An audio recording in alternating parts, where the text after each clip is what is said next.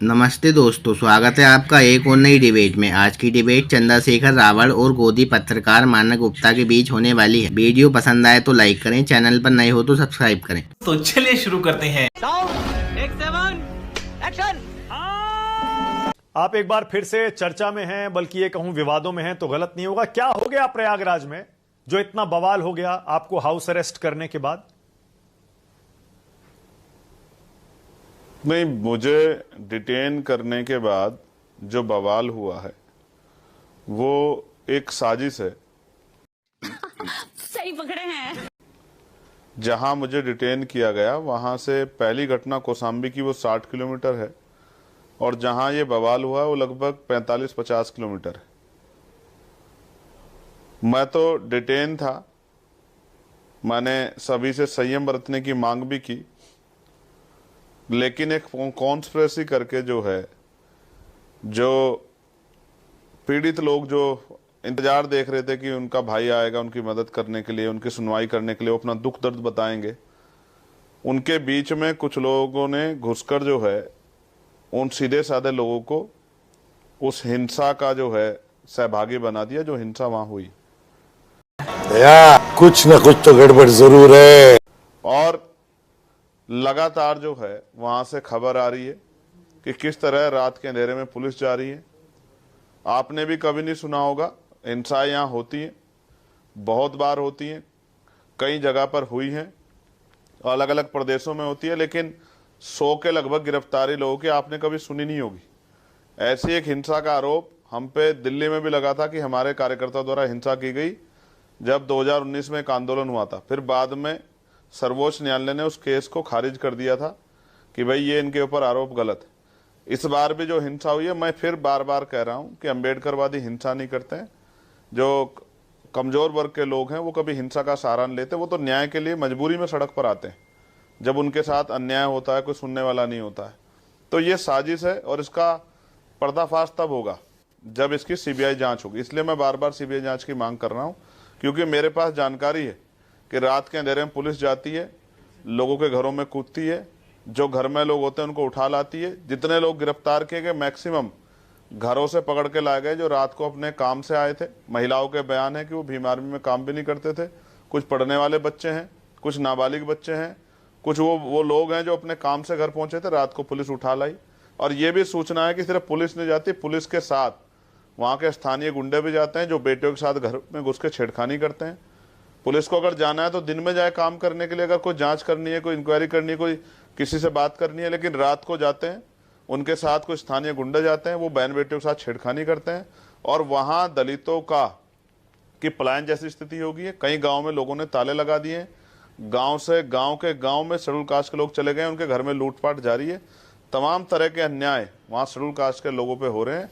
और जो बस में जा रहा है, बस रुकवाई जाती है चंद्रशेखर जी, स्थानीय गुंडों द्वारा, उसमें जो शेड्यूल कास्ट का, सुन लीजिए मानक भाई, एक मिनट भाई, देखिए जो शेड्यूल कास्ट आपने जो बताया वो ठीक है, लेकिन मैं वो देखिए वो भी सच है ना, सारे वीडियो वायरल कर दूं। जो हिंसा वहां पर हुई, पुलिस की गाड़ियों में तोड़फोड़, प्राइवेट गाड़ियों में तोड़फोड़, कौन लोग हैं ये जो 100 लोग जो अरेस्ट हुए हैं?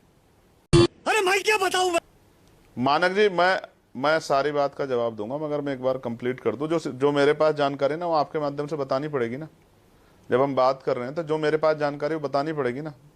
बस से कोई जा रहा है तो बस रुकवा के, अगर वो शेड्यूल कास्ट का उसकी जाति पूछ के उसको उतार लेते हैं, पीटते हैं। कोई मोटरसाइकिल से जा रहा है, मैं आपको वीडियो भेजूंगा, आप चलाना अपने चैनल में। मोटरसाइकिल से जा रहा है, नीला झंडा लगा रखा है, उसको उतारते हैं, पीटते हैं, माँ बहन की गाली देते हैं, जाति सूचक शब्द कहते हैं, पीट के उसकी मोटरसाइकिल छीन लेते हैं। ये हो रहा है वहां पे। मैं भी आपकी बात सहमत हूं कि वहां हिंसा हुई है, मैं इस बात को ना नहीं कर रहा हूं। और मैं पहले दिन से कह रहा हूं कि हमारे लोग हिंसा में शामिल नहीं होते हैं। मैं कह रहा हूं, अच्छा आप मुझे बताओ, पुलिस कुछ और बात कह रही है, मैं कुछ और बात कह रहा हूं, सत्य क्या है? बिना जांच के कैसे साबित होगा सत्य क्या है? पुलिस की सारी कार्रवाई सही होती है, आप मुझे बस एक बार बता दो। मैं आपको फिर 50 केस बता दूंगा जिनमें पुलिस ने गलत कार्रवाई की और बाद में कोर्ट ने फटकार लगाई। आपको याद है, मैं दिल्ली में था जमा मस्जिद पर, मुझे पुलिस पकड़ के लेगी कि इन्होंने जो है भड़काऊ भाषण दिया, इनकी वजह से हिंसा हुई। और जब कोर्ट में गई तो जज साहब ने पूछा, लाओ भाषण दो, कि भाषण हमारे पास है नहीं। फिर मुझे कोर्ट ने बेल दी। मैं आपको ये कह रहा ना, पुलिस हमेशा सही कार्रवाई थोड़ा ही करती है भाई। पुलिस अगर सही थी तो मुझे जाने क्यों नहीं दिया उन परिवारों से मिलने के लिए? मैं पहली बार जा रहा हूं क्या? या मैं अकेला जनप्रतिनिधि? कितने जनप्रतिनिधि वहां गए? लेकिन परिवार संतुष्ट नहीं था, मुझे बुला रहा था, उन्होंने मांग की कि आना चाहिए, और मैं वहां जा रहा था। अब तो दबाव में कोई भी बयान कुछ भी दे देगा। जब पुलिस सर पे खड़ी है, डंडा लेके, बंदूक लेके खड़ी है, तो कोई भी कुछ भी बयान दे देगा। मैं कब मना कर रहा हूं कि हिंसा नहीं हुई? अच्छा, मैं भी कह रहा हूं हिंसा हुई है, लेकिन हिंसा करने वाले लोग चिन्हित हो जाए ना, जांच हो जाए ना, इसकी जांच। सच है, हाँ बताइए। ठीक है, ओके। लेकिन अब यह भी सच है चंद्रशेखर भाई, उन सब पर नेशनल सिक्योरिटी एक्ट लगाने की तैयारी हो रही है। पुलिस प्रशासन कह रहा है एनएसए लगाएंगे इन सब के ऊपर जिन्होंने वहां पर गुंडागर्दी की है, सीधे जेल जाएंगे। आप तो एनएसए के अंदर 1 साल जेल में रह के आए हैं, आपको पता है इसमें बेल नहीं मिलती 1 साल तक, 1 साल हो जाएगा। होते हुए आपको नहीं पता निर्दोष होते हुए जेल रह के आया हूं। आपने मेरी बेल ऑर्डर नहीं पढ़ा आपने मेरा, मैं भेज दूंगा आपको कि ये राजनीतिक उससे किया गया षड्यंत्र है। चंद्रशेखर का इसमें कोई रोल नहीं। मुझे 4 महीने बाद बेल मिल गई थी। एनएसए तो यहां दलित और पिछड़े वर्ग के लोगों पे, मुसलमानों पे तो लगती है एनएसए। आपको नहीं पता है, मुझे तो पता है। झूठ बोलो, बार बार झूठ बोलो। और मैं तो कह रहा हूं ना, लगाओ एनएसए, लगाओ ना, खत्म कर दो ना, मार दो जान से दलितों को। उत्तर प्रदेश में गुंडा राज है, उत्तर प्रदेश में जिसने जला के मारा उन पर एनएसए लगा दी क्या? कौन है ये 100 लोग जो अरेस्ट हुए हैं? पूछा आपने सरकार से? 100 लोग कौन है जो अरेस्ट हुए हैं? ये सब गरीब वर्ग के लोग हैं, सब दलित समाज के लोग हैं, जिनके पढ़ने वाले बच्चों को, काम करने वाले बच्चों को जाति के आधार पर उठाया गया है। पूछ के महिलाएं कह रही है ना। क्या ये आपकी पार्टी के कार्यकर्ता नहीं है? क्या ये आपकी पार्टी के कार्यकर्ता नहीं है? मैं फिर पहले सवाल का जवाब दे दूं आपके, जो आप कह रहे थे ना एनएसए। यहां एनएसए या तमाम धाराएं बनी उनके लिए है ना, गरीबों के लिए, कि उनको फंसाया जाए, उनको जेल में रखा जाए, उनको उनके कार्य से रोका जाए, उनका कैरियर खराब किया जाए। आप नहीं जानते? हम तो उत्तर प्रदेश कार्रवाई को देख रहे हैं बहुत दिनों से।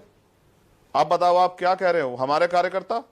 हाँ, हमारे बहुत सारे कार्यकर्ता हैं उनमें जिनको निर्दोषों को घर से उठाया गया है, जो मौके मौजूद भी नहीं थे, जो काम पे गए हुए थे, जो उस दिन नहीं थे फिर भी उठाए गए हैं, जिनके नाम लिखे गए, जो मेरे साथ भी थे उनके भी नाम लिखे गए घटना में। मैं तो जानता हूं ना पुलिस किसके आधार पर काम करती है। सच्चाई छुपाई गई, अफवाह उड़ाई गई, बात कुछ और थी, बताई कुछ और गई। अच्छा ये बताइए, आपके खिलाफ योगी जी साजिश क्यों करेंगे? योगी आदित्यनाथ आपके खिलाफ साजिश क्यों करेंगे? बड़े महत्वपूर्ण सवाल पे आए हो मानक भाई, बड़ी मुश्किल से आते हैं पत्रकार, जो है ना, एंकर कभी बड़ी मुश्किल से आते हैं मुख्य सवाल पे। आपको याद है हाथरस की घटना पे मुख्यमंत्री जी ने क्या आरोप लगाया था कि 100 करोड़ की फंडिंग हुई है भीम आर्मी को? याद है नहीं याद है आपके? भूले तो नहीं हो? भूले हो तो मैं याद दिला दूं मैंने क्या कहा था। मैं स्पष्टवादी आदमी हूं, हर बार इस तरह के कीचड़, इस तरह के आरोप लगते हैं। मैंने उस दिन भी कहा था, अगर 1 रुपए की फंडिंग साबित कर दी या 1 रुपया मेरे अकाउंट में साबित कर दे तो राजनीतिक संन्यास ले लूंगा, वरना मुख्यमंत्री जी माफी मांगे। मैं आपको फिर कह रहा हूं ना, अपराध सरकार करेगी, पुलिस की। अच्छा आप बताओ, कानून का फेलियर नहीं है क्या?